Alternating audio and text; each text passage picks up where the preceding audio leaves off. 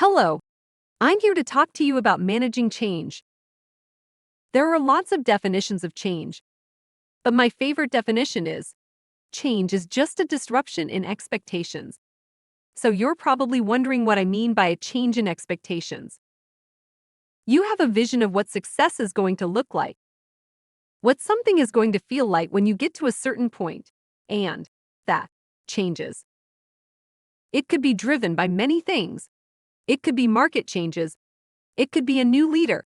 It could be changes in technology, or it could be something in your personal life. The change model I'm sharing with you is all about disruption in expectations. And it's about any type of change, whether it's positive, neutral, or negative. There are a few important components to the change model. One is that every change starts with an ending. And second is that we use change and transition interchangeably, but in this model, they are specifically different. Let's talk about the terms change and transition. Change is situational and focuses on the outcome. Transitions are based on the endings we must make. Here's an example of the difference between change and transition. Imagine you've been working on your computer in a dark room for quite a while and making great progress. Suddenly, I walk into the room and turn on the light. The change was me coming into the room and turning on the lights. The change was simple for me, because I was coming in from light to light. The transition for you, however, was different. You had to adjust from dark to light and make a mental transition from the work you were doing to me walking into the room. I really enjoy using the Bridges change model because you can draw it on the back of a napkin and it applies to all kinds of changes, whether they are personal or professional. The change model has three parts: the ending, the neutral zone, and the new beginning.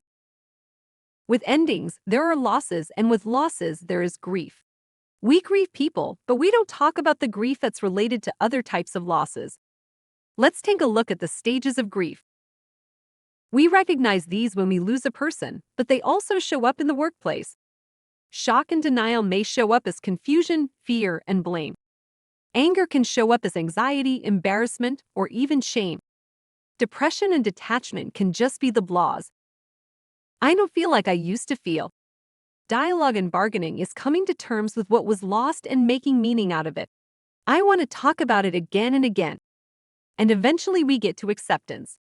The thing that I want to point out here is that you don't get to check off one box to move to the next.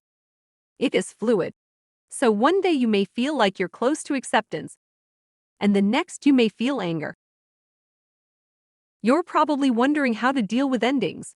Well, here are a few suggestions. The first is to treat the past with respect.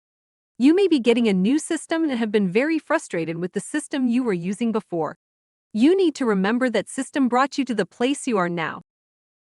And people worked hard on making that system successful. Don't say, just get over it. Understand when you say that it can make people more rooted in the past and hold on. Accept and expect grieving. But understand that you can help people move forward by defining what's ending and what's not. Thank you for joining us.